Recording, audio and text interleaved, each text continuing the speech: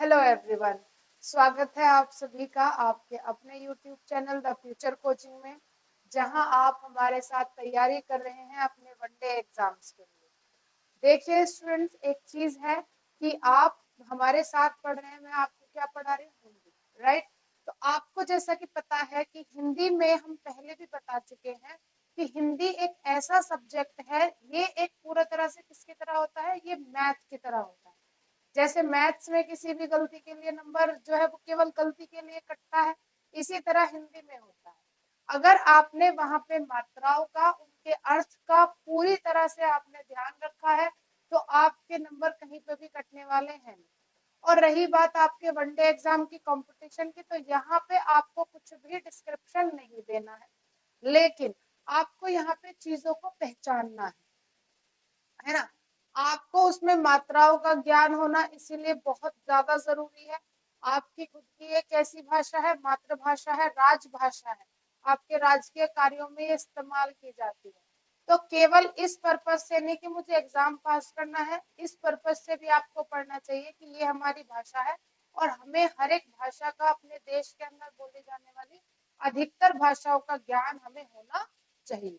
ठीक है, तो इसी तरह से हिंदी को आगे बढ़ाते हुए आज का जो हमारा हम टॉपिक करने जा रहे हैं वो होगा हमारा तद्भव और तत्सम। ठीक है, तद्भव और तत्सम, ये दो हमारे आज के टॉपिक रहेंगे, तद्भव और तत्सम। ठीक है, तो तद्भव और तत्सम का मतलब क्या होता है? जैसा कि मैंने अभी बताया कि भाषा का ज्ञान होना बहुत जरूरी है। ठीक है, आज जो हम भाषा बोलते हैं, जो हम हिंदी बोलते हैं, उसको आधुनिक हिंदी कहा जाता है। ठीक, ये कहाँ से एक तरह से हम कह सकते हैं कि डेवलप जो हुआ, जो इसकी माता है, जो इस हिंदी को बनाने वाली भाषा है, वो कौन सी भाषा हो गई? वो भाषा हो गई हमारे संस्कृत। ठीक है, वो भाषा कौन सी हो गई? संस्कृत। अब संस्कृत में जितने भी शब्दों का इस्तेमाल किया जाता है वो बिल्कुल शुद्ध रूप होता है।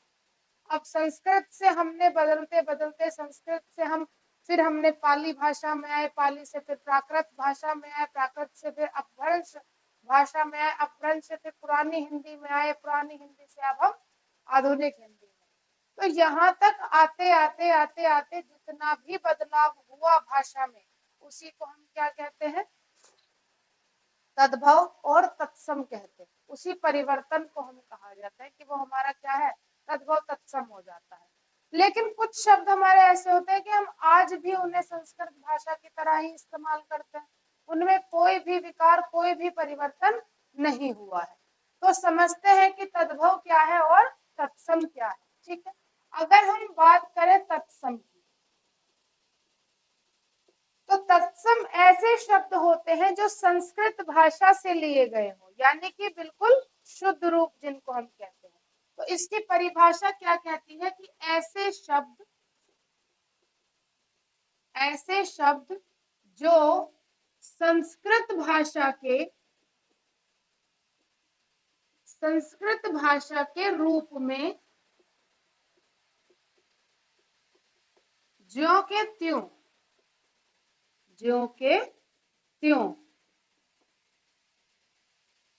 प्रयोग किए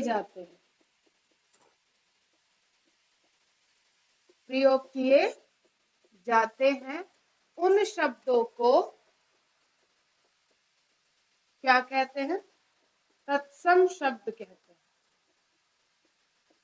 उन शब्दों को तत्सम शब्द कहते हैं।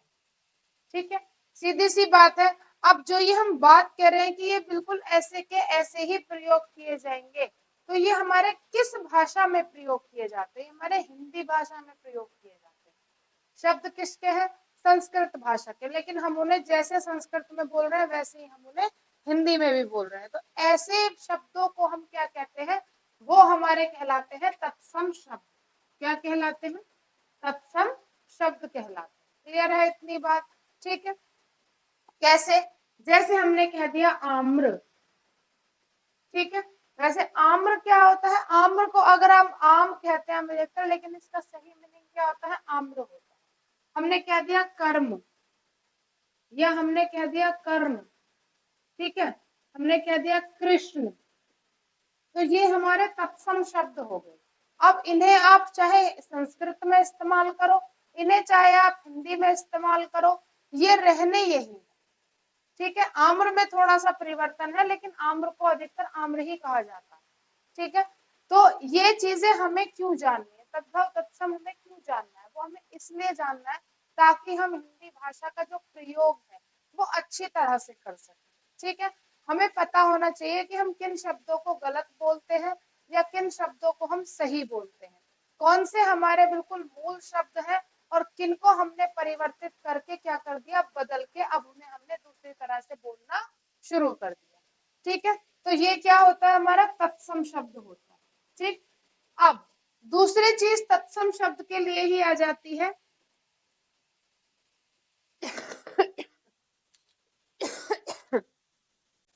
ठीक है, ठीक है भाई।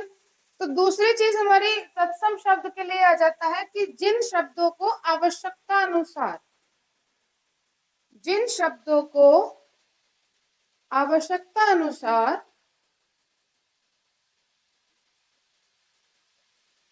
जिन शब्दों को आवश्यकता अनुसार संस्कृत के उपसर्ग लगाकर, संस्कृत के उपसर्ग लगाकर, ठीक है,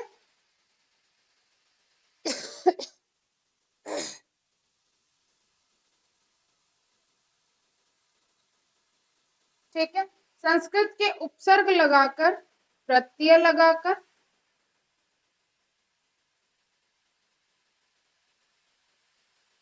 बनाया गया हो, वे शब्द भी किसमें आते हैं, वे शब्द भी तत्सम में आते हैं, तत्सम शब्दों में आते हैं।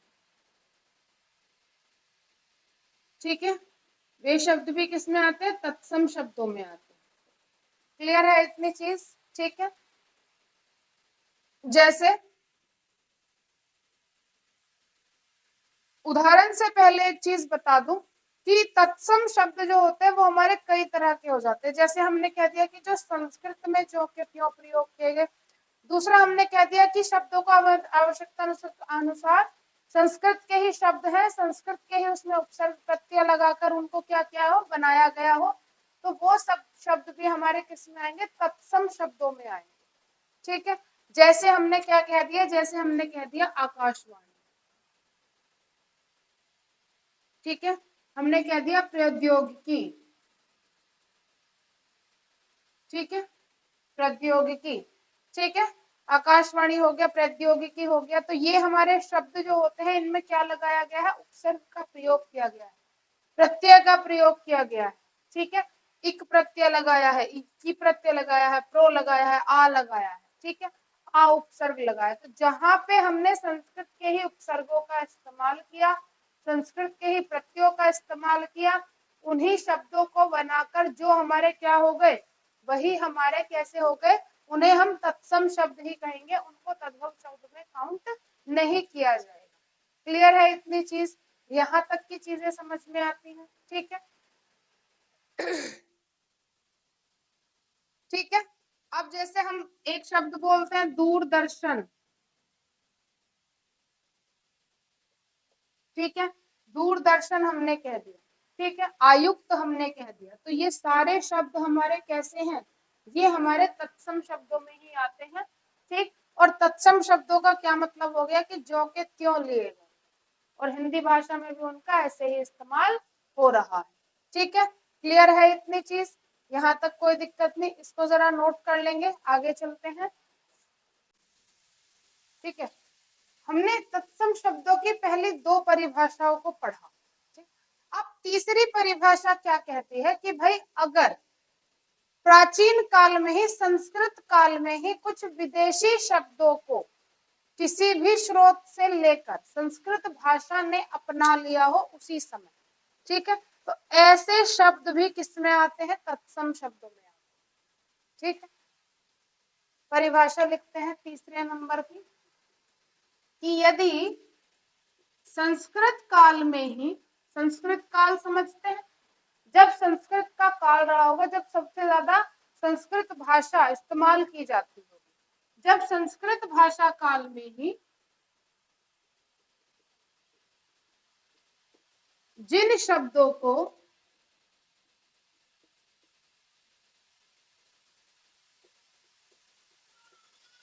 संस्कृत भाषा ने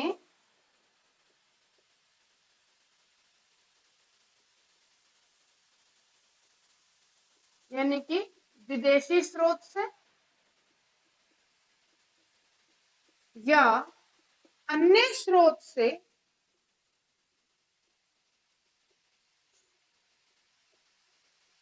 उन शब्दों को अपना लिया,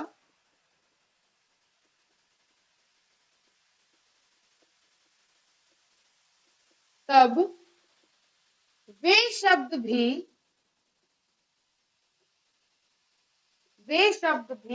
किसमें आएंगे? वे शब्द भी तत्सम कहलाते हैं। वे शब्द भी तत्सम कहलाते हैं। ठीक है, क्लियर है यहाँ तक बात? कुछ विदेशी शब्दों को, ठीक है। अब आप एक बात आपने सुनी होगी कि जिसकी संस्कृत अच्छी होती है उसको इंग्लिश भी बहुत अच्छी तरह से उसको वो बहुत अच्छे से वो कैब उसकी अच्छी हो जाती है इंग्लिश की अपने आप ही। क्यों? क्योंकि संस्कृत भी क्या है? एक व्याकरण है, एक व्याकरण का पोर्शन है। और इंग्लिश भी क्या है? एक व्याकरण। क्या है उसका? इंग्लिश व्याकरण अलग होती है। ठीक है, तो जो बोलने का तरीका होता है, ठीक है, संस्कृत भाषा वैसे अलग है और इंग्लिश भाषा बिल्कुल अलग है। ठीक है, बस फर्क किसका है? शब्दों का फर्क आ जाता है। ठीक, तो जहां पे संस्कृत भाषा ने ही उन विदेशी शब्दों को अपना लिया हो तो अब वो भी किसमें आते हैं? तत्सम शब्दों में आते हैं। क्लियर है इतनी चीज? ठीक है, तत्सम समझ में आता है, कोई दिक्कत नहीं है। तत्सम ही समझ में आना चाहिए, तत्सम ही आपको ज्यादा से ज्यादा पता होना चाहिए। तद्भव तो आप यूज कर ही रहे हैं। ठीक है, तद्भव तो हम लोग सब यूज कर ही रहे हैं। जितना भी हम हिंदी बोलते हैं वो सारी अधिकतर कैसी होती है? तद्भव होती है, मिक्स होती है, जॉइंट होती है। क्या कोई चीजें कहीं से उठा ली, कोई चीजें कहीं से उठा ली, वो हमारा तद्भव भाषा में आ जाता है। ठीक है, तत्सम हम शुद्ध हिंदी बिल्कुल नहीं बोलते, संस्कृत भाषा में हम बात नहीं करते हैं। कुछ शब्दों का हम इस्तेमाल करते हैं जो बिल्कुल शुद्ध होते हैं, लेकिन अधिकतर शब्दों का इस्तेमाल हम तद्भव भाषा में ही करते हैं। ठीक है, अब बात आती है कि तद्भव शब्द क्या होते हैं। ठीक है, तो सीधी सी बात है, तत्सम तो हमारे शुद्ध रूप हो गया।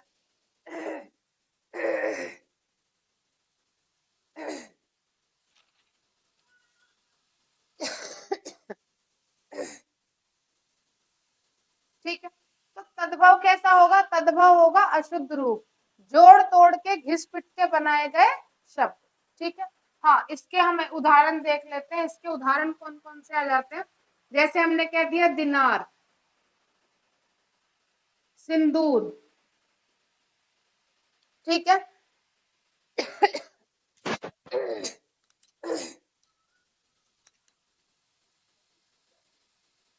ठीक, हमने कह दिया केंद्र, यवन, पुष्प। ठीक है, गण, कदली। ठीक है, तो इस तरह के जो शब्द हमारे आ जाते हैं ये हमारे किस में आते हैं? ये आते हैं हमारे जो तत्सम की तीसरी भाषा, तीसरी परिभाषा होती है उसके अनुसार। ठीक, देखो हर एक चीज को बहुत अच्छे से आपको करना है। अब आपको मैं बताती हूँ कि आप इसके की नोट कैसे बनाएंगे। ठीक है, पहले वो समझते हैं, तत्सम को पूरा समझते हैं अच्छी तरह से। ये तो हो गया पूरा डिस्क्रिप्टिव। ठीक है, आप समझते हैं कि तद्भव। ठीक है, तो ये हमारे जो शब्द है वो आ गए इसके उदाहरण में। देखो अब समझते हैं कि आप इसके की नोट्स कैसे बनाएंगे तत्सम तत्सम। ठीक है, तो तत्सम को जैसे भी आप लिखेंगे अपना, ये आपने डिस्क्रिप्टिव आपने नोट कर लिया। उसके बाद आपको क्या करना है? उसके बाद आपको देखना है कि अब आप इसको शॉर्ट में रिवीजन करने के लिए किस तरह से बनाएंगे। ठीक है, तो वो मैं आपको बता देती हूँ, इसको नोट कर लीजिए, आगे चलते हैं। अब बताते हैं कि तत्सम का की नोट कैसे बनाते हैं। ठीक है,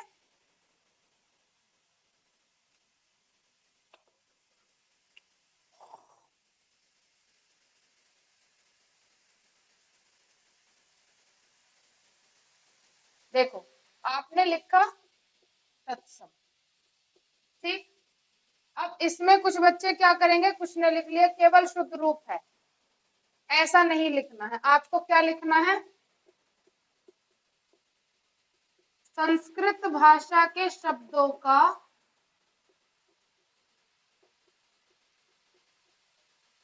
शुद्ध रूप, ठीक है।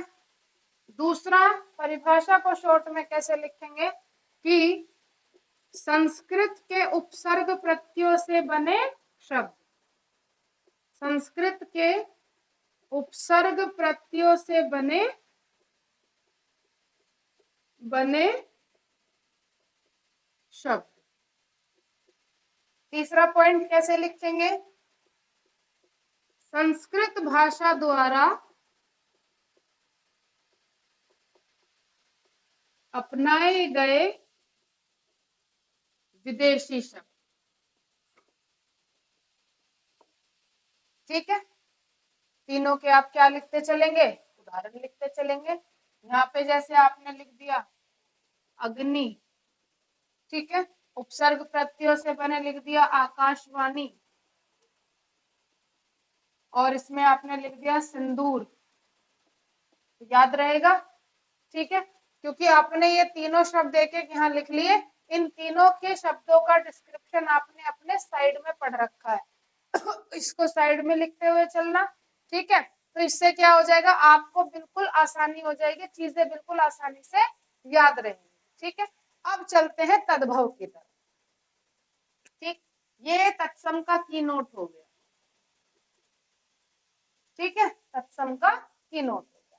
अब चलते हैं किसकी तरफ, तद्भव की तरफ, ठीक है। देखो तद्भव क्या कहता है, तद्भव का मतलब होता है कि ऐसे शब्द जो संस्कृत भाषा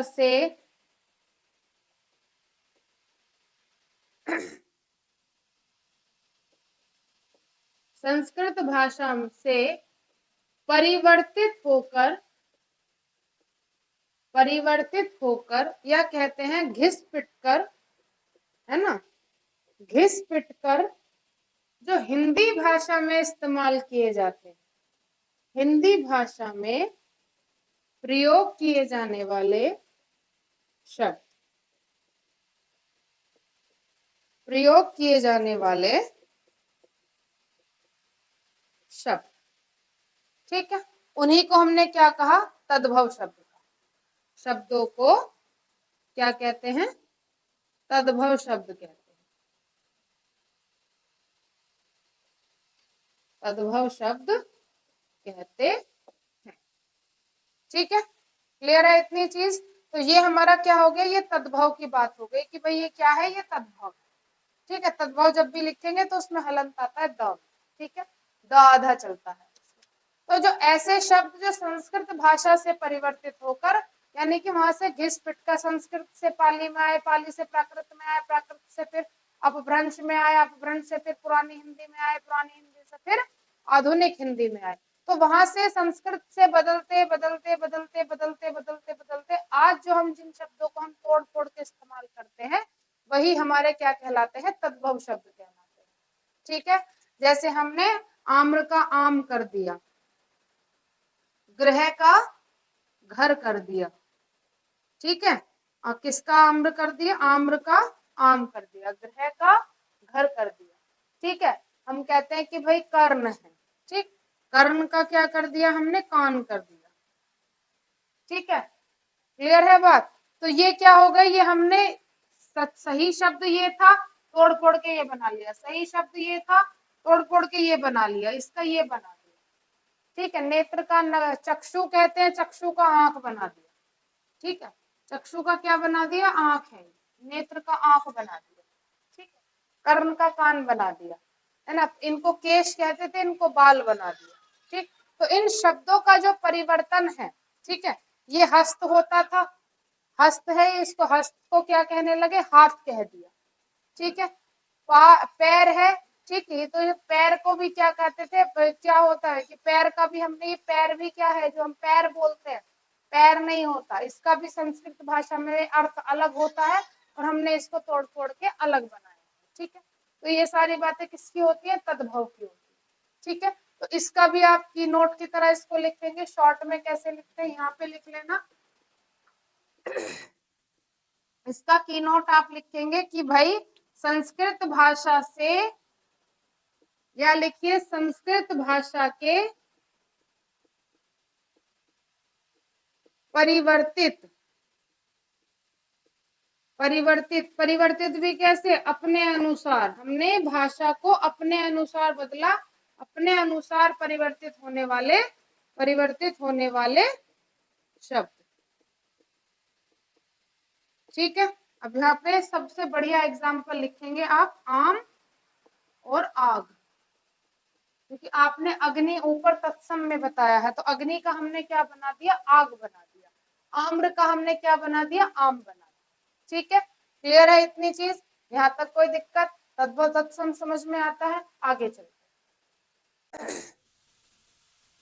तद्भव में आपको एक नोट पॉइंट डालना है कि हमारे पास दो शब्द आते हैं, जिसमें जैसे हमने लिख दिया ड, ड़, ड। ठीक है, यहाँ पे क्या है, यहाँ पे ये बिंदी आती है। ठीक है, दूसरा क्या आ जाता है, ड, ड़। तो ये दोनों का जो इनका, इन वर्णों का जो प्रयोग होगा जिन शब्दों में, इन वर्णों का प्रयोग जिन शब्दों में होगा, जिन शब्दों में होगा, उन शब्दों को भी किसमें कहते हैं, उन शब्दों को तद्भव शब्द कहते हैं, तद्भव शब्द कहते हैं। ठीक है, इसके साथ एक पॉइंट और इसमें डाल लेना इनके की नोट में कि ड, ड़ और ड़ से बने शब्द। ठीक है, साथ साथ की नोट बनते रहने चाहिए आप लोगों के। ठीक, रिवीजन में बहुत काम आएंगे। ये तत्सम के लिए लिख लेना, ये तद्भव के लिए लिख लेना, और बाकी का डिस्क्रिप्शन भी लिखना है। ऐसा नहीं इसको नहीं लिखोगे, इसको पढ़ना बहुत जरूरी है, इसके उदाहरण पढ़ना बहुत जरूरी है, तभी वो समझ में आएगा। पता चल रहा है कि शॉर्ट में आप हो रहा है आपका काम, चलो शॉर्ट में तो मिल ही रहा है, कर लो इसको, ऐसा मत करना। ठीक है, तो ये ड और ड से बने हुए शब्द भी जो होंगे वो किसमें कहलाएंगे, वो आपके तद्भव में कहलाएंगे। क्लियर है यहाँ तक बात? ठीक है, आगे चलते। ठीक है, तो तीसरा जो हमारा आ जाता है, भाई कुछ शब्द ऐसे हो जाते हैं कि ना पूर्ण रूप से तत्सम रहते हैं और ना पूर्ण रूप से तद्भव रहते हैं, तो ऐसे शब्दों को नाम दिया जाता है अर्ध तत्सम। क्या नाम दिया जाता है, अर्ध तत्सम। तो अर्ध तत्सम का क्या मतलब होता है कि जो विकृत रूप है संस्कृत भाषा का, जो पूरी तरह से बिगड़ा नहीं और पूरी तरह से ठीक भी नहीं, क्योंकि ना तो यानी कि शुद्ध रूप है और ना पूरी तरह से अशुद्ध ही है, उसका उच्चारण भी गलत है। ठीक है, तो इसको लिखते हैं कि भाई संस्कृत भाषा का उच्चारण में विकृत रूप जो होता है, उच्चारण में विकृत रूप ही क्या कहलाता है, शब्दों का उच्चारण में विकृत मतलब बिगड़ा हुआ, बिगड़ा हुआ। ठीक है, बिगड़ा हुआ रूप जो हिंदी भाषा ने अपना लिया, जो हिंदी भाषा ने अपना लिया, उसे ही हम क्या कहते हैं, उन शब्दों को, उन शब्दों को कहते हैं, ये हमारे अर्ध तत्सम कहलाते हैं, अर्ध तत्सम कहलाते हैं। ठीक है, जैसे जैसे हम किसी का नाम लेते हैं तो हमने नाम उसका क्या कर दिया, नाम बिगाड़ के कुछ और कह दिया, मतलब कुछ और था, नाम कुछ और है, और हमने उसका उच्चारण गलत कर दिया। ठीक, जैसे हम कहते हैं कार्य, कार्य होगा शुद्ध रूप। ठीक है, अब कार्य को या तो आप क्या कहेंगे, कर्म कहेंगे, ठीक है, या फिर आप काम कहेंगे। ठीक है, यही इसका डिवीजन हो पाएगा, लेकिन हमने ना कार्य को कार्य रखा, ना कर्म और काम रहने दिया, हमने उसको तीसरा नाम दे दिया कारज। ठीक है, जैसे आपने बुजुर्गों के मुख से सुना होगा कि भैया ये कारज पूरे हो जाए फिर उसके बाद बस हम तो फिर क्या हो जाएंगे, निफ्रांत हो जाएंगे। ठीक है, तो जो ये शब्द है कि ना तो पूरी तरह से शुद्ध है, पूरी तरह से अशुद्ध भी नहीं है, हमने बोलना कुछ चाह रहे थे, बोल कुछ और दिया, उच्चारण के आधार पर हमने इसको गलत कर दिया, वही शब्द हमारे क्या कहलाते हैं, अर्ध तत्सम कहलाते हैं, अर्ध तत्सम कहलाते हैं। ठीक है, और उदाहरण देखते हैं अर्ध तत्सम के। जैसे हमने कह दिया वच्छ, आज्ञा, मुहु, वंश। ठीक है, वच्छ, आज्ञा, मुहु, वंश, तो ये ना तो मुख रहा है ना मुंह रहा, ना आपका क्या रहा, ये सिर्फ क्या रह गया, बीच में मुंह रह गया। ठीक है ना, जैसे कह देते हैं ना कि पूरा क्या है, मुख होता है, और मुख को क्या कह दिया, मुंह मत दिखा दियो अपना।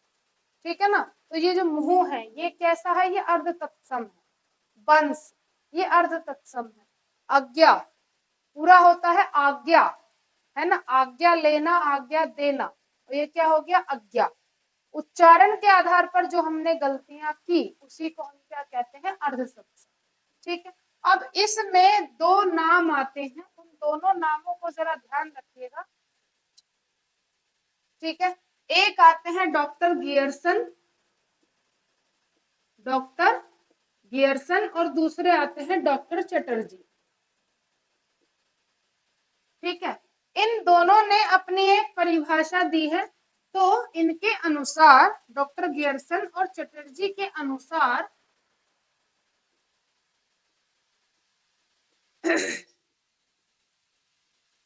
उच्चारण के आधार पर, उच्चारण के आधार पर संस्कृत भाषा के विकृत शब्दों को, संस्कृत भाषा के विकृत शब्दों को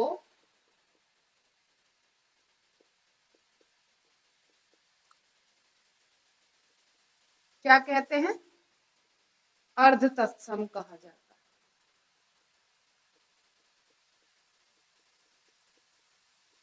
ठीक है, अर्ध तत्सम कहा जाता है। ठीक है, आज की क्लास में हम यहीं तक रखेंगे, इनको जरा आप क्या कीजिए, रिवाइज कीजिए। अगली क्लास में हम तद्भव और तत्सम दोनों के जो उदाहरण होते हैं उनको पढ़ें। ठीक है, तब तक आप पढ़ते रहिए और अच्छे से इनका रिवीजन कीजिए, की नोट्स इसके बनाते रहिएगा साथ साथ। मैंने फिर बता दिया आज कैसे बनाते हैं की नोट्स को। ठीक है, तो जरा पढ़ते रहिएगा, फोकस्ड रहिएगा, और अगली क्लास में हम पढ़ेंगे इनके सारे उदाहरण, कौन से शब्द तत्सम है, कौन से शब्द तद्भव है। Thank you.